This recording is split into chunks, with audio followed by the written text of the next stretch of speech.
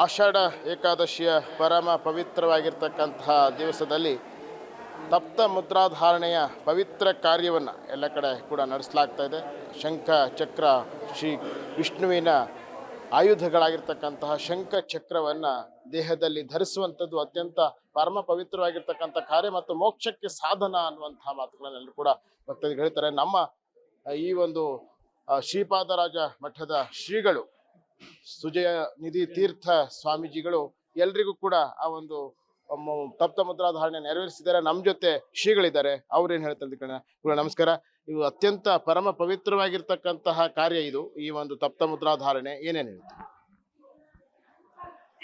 ಶ್ರೀ ಗುರುಭ್ಯೋ ನಮಃ. ಇದು ಪ್ರತಿಯೊಬ್ಬ ಜೀವರಾಶಿಗೆ ದೊರಕಿರುವಂತಹ ಒಂದು ಸದವಕಾಶ ಮತ್ತು ತಮ್ಮ ಆತ್ಮೋದ್ಧಾರಕ್ಕೆ ಮುಖ್ಯವಾದಂಥದ್ದು ಭಗವಂತನ ಸ್ಮರಣೆ ಮತ್ತು ಚಿಹ್ನೆಗಳನ್ನು ಧಾರಣೆ ಮಾಡುವಂಥದ್ದು. ನಿತ್ಯ ಅವನ ಸ್ಮರಣೆ ಮಾಡೋದಕ್ಕೆ ಇದೆಲ್ಲ ನಮಗೆ ಅಂಗಗಳು. ಹೀಗಾಗಿ ಮುಖ್ಯವಾಗಿ ಈ ಶಯನ ಏಕಾದಶಿ ಅಂತ ಏನಿದೆ, ಇವತ್ತು ಮುದ್ರಾಧಾರಣೆ ಅನ್ನುವಂಥ ಸಂಪ್ರದಾಯ ನಮ್ಮ ಮಾಧ್ಯಮದಲ್ಲಿ ವಿಶೇಷವಾಗಿ ಬಂದಿದೆ. ಪ್ರತಿಯೊಬ್ಬರು ಕೂಡ ಈ ದಿವಸ ಹರಿದಿವಸ ಅಂತ ಪ್ರಸಿದ್ಧಿ. ಇಂತಹ ದಿವಸದಲ್ಲಿ ಈ ಒಂದು ಚಾತುರ್ಮಾಸ ವ್ರತದ ಪ್ರಾರಂಭದ ಕಾಲ. ಹಾಗಾಗಿ ಈ ಚಾತುರ್ಮಾಸ ಪ್ರಾರಂಭ ಮಾಡುವ ಸಂಕಲ್ಪವನ್ನು ಮಾಡುವ ಮುಂಚೆ ನಾವು ತೀರ್ಥವನ್ನು ತಗೊಂಡು ಮುದ್ರಾಧಾರಣೆ ಅಂದರೆ ಶಂಖ ಚಕ್ರಗಳನ್ನು ಧಾರಣೆ ಮಾಡೋದು ವಿಶೇಷ. ದೈಹಿಕವಾದ ಶುದ್ಧಿ, ಮಾನಸಿಕವಾದ ಶುದ್ಧಿ ಎರಡೂ ಬೇಕು. ತಪ್ತ ಮುದ್ರಾಧಾರಣೆ ಅಂತ ಇದಕ್ಕೆ ಹೆಸರು. ಮುದ್ರೆಯನ್ನು ಕಾಯಿಸೋದಕ್ಕಿಂತ ನಮ್ಮ ದೇಹವನ್ನು ಸುಡುಕೊಳ್ಳುವಂಥದ್ದು. ದೇಹವನ್ನು ಸುಡುವುದಂದ್ರೆ ಅರ್ಥ ಏನು?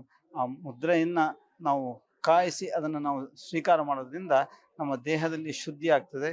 ನಮಗೆ ಮುಂದೆ ಮಾಡುವಂತಹ ಕಾರ್ಯಗಳಿಗೆ ಅದು ಒಂದು ವಿಶೇಷವಾಗಿ ಫಲ ಕೊಡುವಂಥಕ್ಕೆ ಅವಕಾಶ ಆಗ್ತದೆ. ಇಂತಹ ಮುದ್ರಾಧಾರಣೆಯನ್ನು ಪ್ರತಿಯೊಬ್ಬರೂ ಮಾಡಿಸ್ಕೊಳ್ಬೇಕು. ಇದು ಶಯನ ಏಕಾದಶಿ ಆಗ್ಬೋದು, ಉತ್ಥಾನ ಏಕಾದಶಿ ಎರಡೂ ಕಡೆ ಮಾಡುವಂಥದ್ದು ಸಂಪ್ರದಾಯ. ಇದಕ್ಕೆ ಮಹತ್ವ ಹೆಚ್ಚು. ಶಯನ ಏಕಾದಶಿಯಲ್ಲಿ ಮಾಡಿಸ್ಕೊಳ್ಳುವಂಥ ಪ್ರಥಮ ಏಕಾದಶಿ ಅಂತ ಏನು ಇದಕ್ಕೆ ಹೆಸರು. ಇಂತಹ ದಿವಸಗಳಲ್ಲಿ ದೊಡ್ಡ ವಿಶೇಷ ಪರ್ವಕಾಲ.